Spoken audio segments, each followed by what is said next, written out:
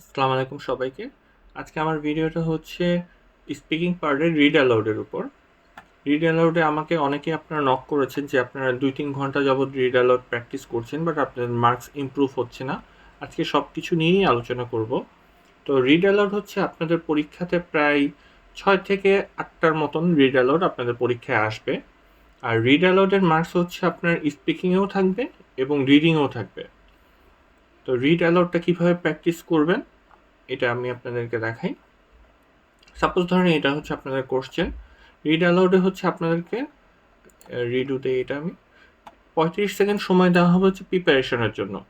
আর প্রিপারেশনের টাইমে আপনি যে কাজটা করবেন, আপনি ফাইনাল টাইমে যেভাবে হচ্ছে রিডিংটা পড়েন ঠিক ওইভাবেই হচ্ছে আপনি প্রিপারেশনের টাইমে প্রিপেয়ার হবেন নিজের জন্য। তো আমি আপনাদেরকে দেখাই কীভাবে আপনারা রিড অ্যালাউডটা দিবেন। এখানে রিডু দিলাম আমি আবার। Agricultural problems due to climate change of normal weather, water depletion, and the collapse of soil have become big problems in all parts of the world. Many are now focusing on ethics and family farming as a way to combat these issues. এটা হচ্ছে আমি practice করলাম। যখন আমার প্রিপারেশনের টাইমটা শেষ হবে তখন আমি আবার বলবো। আর প্রিপারেশনের টাইমেও আপনারা হচ্ছে মেইন টাইমে যেভাবে পড়েন ঠিক ওভাবেই পড়বেন, যেন আপনারা কোথাও যদি আটকে যান সেটা যেন বুঝতে পারেন আপনারা।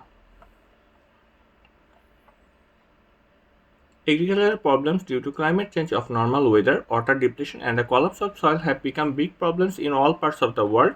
Many are now focusing on ethics and family farming as a way to combat these issues. দেখেন আমার 11 সেকেন্ডে আমার শেষ হয়ে গিয়েছে। এখন আসি, ধরেন যে সাপোজ আমি এটা বলার পর আমি হচ্ছে পেলাম হচ্ছে সাপোজ 75 পেলাম। তো এখন আমার টার্গেট স্কোর হচ্ছে 80। তো এখন আমি কিভাবে ইমপ্রুভ করব এখানে আসি। সাপোজ আমি পড়ার পর হচ্ছে দেখলাম যে আমার এগ্রিকালচারাল যেই ওয়ার্ডটা এটা হচ্ছে ওরা রেড শো করছে, মানে আমার এগ্রিকালচারাল ওয়ার্ডটা পড়া হয়নি ঠিক মতন। এখন আমি এগ্রিকালচারে প্রেস করব, তো আমাদেরকে হচ্ছে মানে পারফেক্ট প্রনাউন্সিয়েশনটা ওরা শোনাবে। তো এখানে আমি প্রেস করি এগ্রিকালচারাল। হ্যাঁ, এখানে আপনি ব্রিটিশ প্রনাউন্সিয়েশনও শুনতে পারবেন, আপনি চাইলে ইউএস প্রনাউন্সিয়েশনও শুনতে পারবেন। তো এখানে আমি আবার এইটাতে প্লে করি ইউএস এরটাতে। হ্যাঁ, এখন আপনি যে কাজটা করবেন এটা হচ্ছে যে আপনি পারফেক্ট উচ্চারণটা শোনার পর ঠিক ওই স্টাইলেই বলার ট্রাই করবেন। এখন বলার ট্রাই করার পর দেখবেন যে কয়েকবার বলার পর আপনার মোটামুটি পারফেক্ট প্রনাউন্সিয়েশনে চলে এসেছেন আপনি। তখন আবার যে কাজটা করবেন সেম জিনিসটাকে আবার প্র্যাকটিস করবেন। তখন আপনি পারফেক্ট প্রনাউন্সিয়েশনটা উচ্চারণ করার ট্রাই করবেন। তখন দেখবেন যে এটা কি ইয়েলো অথবা গ্রিনে এসেছে কিনা। আপনার যদি গ্রিনে আসে তাহলে তো আলহামদুলিল্লাহ, আর নইলে ইয়েলোতে আসলেও চলবে। তো সেক্ষেত্রে আপনি যেটা করবেন এভাবে করে করে ধরেন যে এখানে 10টা ওয়ার্ডে আপনার রেড মার্ক এসেছে, প্রত্যেকটা প্রোনাউন্সিয়েশনটা আপনি পারফেক্ট করবেন। সবার আগে প্রোনাউন্সিয়েশনটাকে পারফেক্ট করবেন। তো প্রোনাউন্সিয়েশনটাকে পারফেক্ট করার পর আপনার ধরেন যে এখানে আপনার ইয়েতে প্রত্যেকটা প্রোনাউন্সিয়েশন আপনার পারফেক্ট হয়ে গিয়েছে, তখন আপনার কি হবে, ফ্লুয়েন্সিটা অটো আপনার মধ্যে চলে আসবে। আপনি যখন একটা ওয়ার্ড দেখার সাথে সাথেই যখন আপনার এটা উচ্চারণ করতে পারতেছেন, আপনার ব্রেনে চলে আসতেছে, কিন্তু মানে উচ্চারণটা কি হবে এটা আপনি চলে আসতেছেন, আপনার মধ্যে কনফিডেন্স লেভেল চলে আসবে যে আপনি প্রত্যেকটা ওয়ার্ডের, এখানে ধরেন যে এখানে 25টা ওয়ার্ড আছে, প্রত্যেকটা ওয়ার্ডের আপনি পারফেক্ট উচ্চারণটা জানেন। সেক্ষেত্রে আপনার যেটা হবে যে আপনি চোখের দেখাতেই আপনি বলে দিতে পারছেন উচ্চারণগুলো, তখন আর আপনার ফ্লুয়েন্সি নিয়ে ভাবা লাগবে না, ফ্লুয়েন্সি অটো আপনার মধ্যে চলে আসবে। আর যে কাজটা করবেন, ধরেন যে সাপোজ আপনি এখানে ইয়েতে ওয়াটার ডিপ্রেশনটা আপনি হচ্ছে জানেন না এটার মিনিং কি, সেক্ষেত্রে কি করবেন, এখানে কপি করে ধরেন যে গুগলকে আপনি ডাইরেক্ট জিজ্ঞাসা করবেন যে এটার মিনিং কি। গুগল এখানে আপনাকে ইংলিশে মিনিং শো করবে, প্লাস হচ্ছে আপনি গুগল ট্রান্সলেটে দিয়ে দেখতে পারেন যে আপনার মিনিংটা কি আসে। এখানে ধরেন যে মিনিংটা দেখলেন, এটার সিনোনিম কি আছে এটা দেখলেন, প্লাস হচ্ছে আপনি স্পেলিংটাও শিখে নেবেন। সেক্ষেত্রে কি হবে, আপনি ধরেন যে এখানে আপনার রিড অ্যালাউড কমন আসে না, সাধারণত খুব কম আসে, ধরেন যে একটা আসলো কমন, কিন্তু আপনার ওয়ার্ড যেগুলো আছে এইগুলো তো আপনি কখনো না কখনো কোনো একটা রিড অ্যালাউড আপনি পড়েছেন এবং পারফেক্ট উচ্চারণ করা শিখে গিয়েছেন। সেক্ষেত্রে তো আর আপনার কোনো সমস্যা নেই। আপনার মনে হবে যে না, একটা বা দুইটা ওয়ার্ড এরকম আসতে পারে যেটা আনসিন। সেক্ষেত্রে কী করবেন এটাও আমি বলে দিচ্ছি। সাপোজ ধরেন যে এখানে ওয়েদার জিনিসটা আপনি উচ্চারণ করতে পারছেন না পরীক্ষার হলে যে, সেক্ষেত্রে কী করবেন, এভাবে পড়বেন যেন ওয়েদার জিনিসটা ছিলই না কখনো। এখানে নর্মাল বলার পর আবার অটো ডিপ্লেশনে চলে যাবেন। এখানে ওয়েদার জিনিসটা উচ্চারণও করবেন না, ওয়েদারের জন্য থামবেনও না, কোনো কিছুই না, ডাইরেক্ট আপনি স্কিপ করে চলে যাবেন।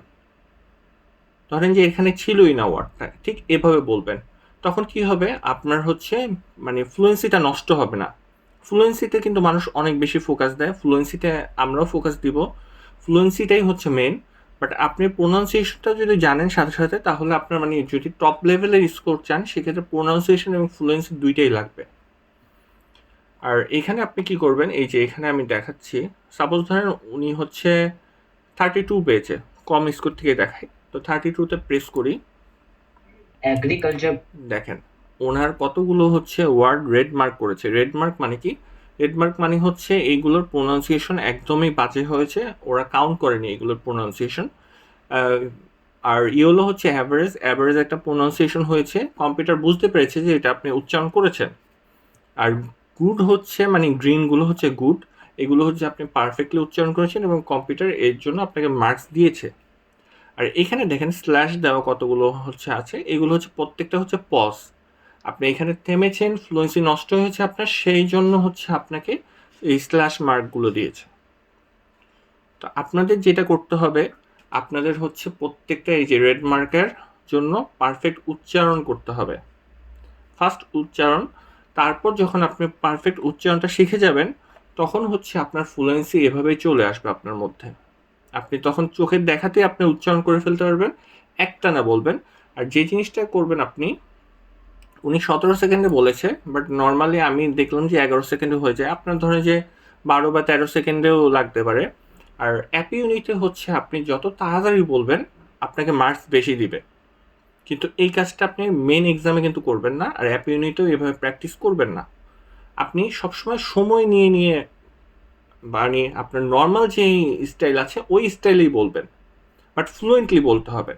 যেরকম আমি আপনার সাথে কথা বলছি, কোথাও আটকাচ্ছি না, কোথাও থামছি না, ঠিক এই স্টাইলেই প্রত্যেকটা সেন্টেন্সের পর আপনি থামবেন।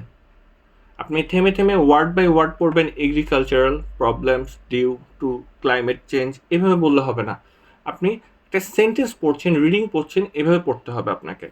আর আপনি যে কাজটা করবেন আমি দেখাই, এখানে ওদের ডেমোটা না, এটার ডেমো নেই, কয়েকটাতে আবার ডেমো থাকে, ডেমোটাও আপনি শুনবেন।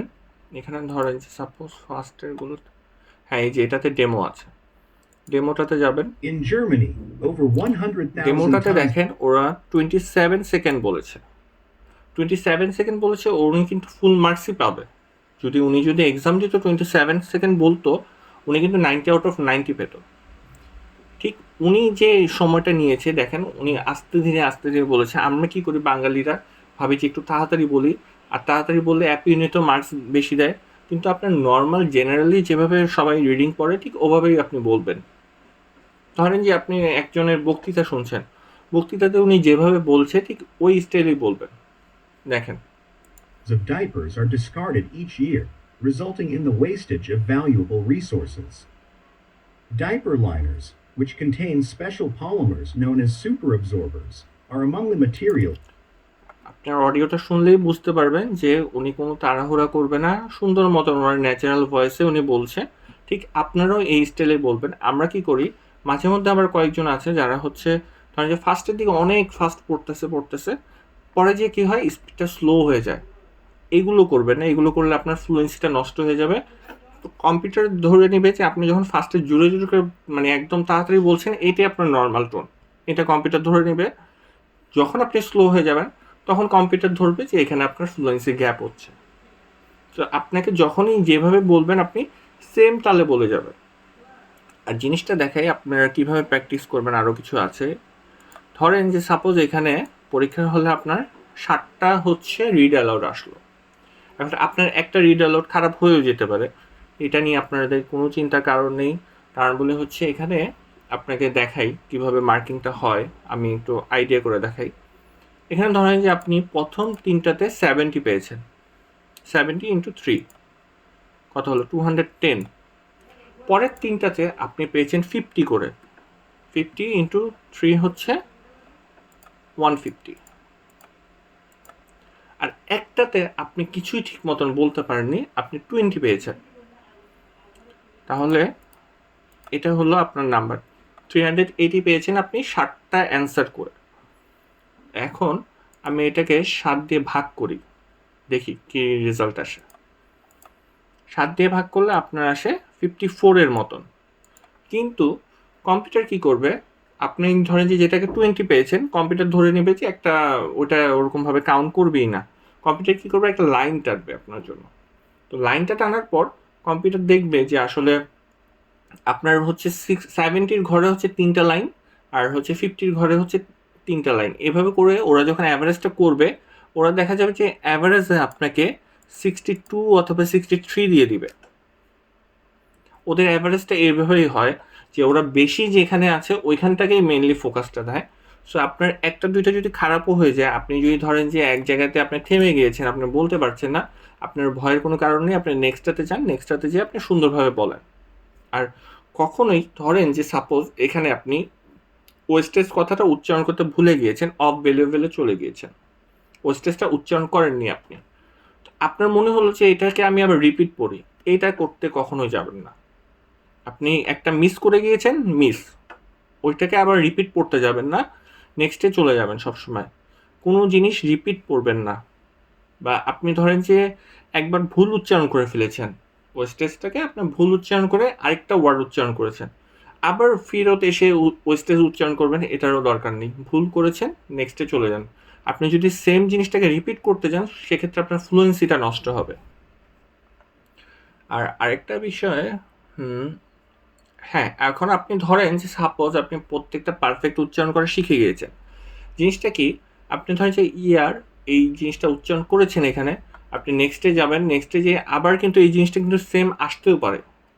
তো আপনি যদি একটাতে যদি পারফেক্টলি উচ্চারণ করেন, একটা রিড অ্যালাউডে আপনার 15 থেকে 20 মিনিট সময় লাগবে পারফেক্টলি উচ্চারণ করে পরেরটাতে যেতে। আমরা কি করি যে আমরা এখানে ধরেন যে প্র্যাকটিস করলাম, আমার 50 মার্কস আসলো, আমি নেক্সট দিয়ে আরেকটা প্র্যাকটিস করা স্টার্ট করে দিলাম, আবার ধরেন যে ওইটাতে আমার মার্কস আসলো 60, আবার আমি নেক্সট দিয়ে আরেকটা প্র্যাকটিস করা স্টার্ট করে দিলাম। বাট ওইটাতে কী জন্য আমার 50 মার্কস এসেছে, কী জন্য আমার 60 মার্কস এসেছে, এটা আমরা বিশ্লেষণ করি না। আপনারা যখন এখানে বিশ্লেষণ করবেন এবং পারফেক্ট রেজাল্টটা খুঁজবেন যে আসলে কী জন্য ঝামেলা হচ্ছে আপনাদের, যখন আপনারা এই যে এই স্কোরগুলো দেখবেন, এখানে 21 পেয়েছে একজন, এটা যখন দেখবেন যে কোথায় কোথায় উচ্চারণে ভুল ছিল, তখন কিন্তু আপনারা মানে বেটার করার ট্রাই করবেন এবং বেটারটা আস্তে আস্তে করে রেজাল্ট আসবে এরপর।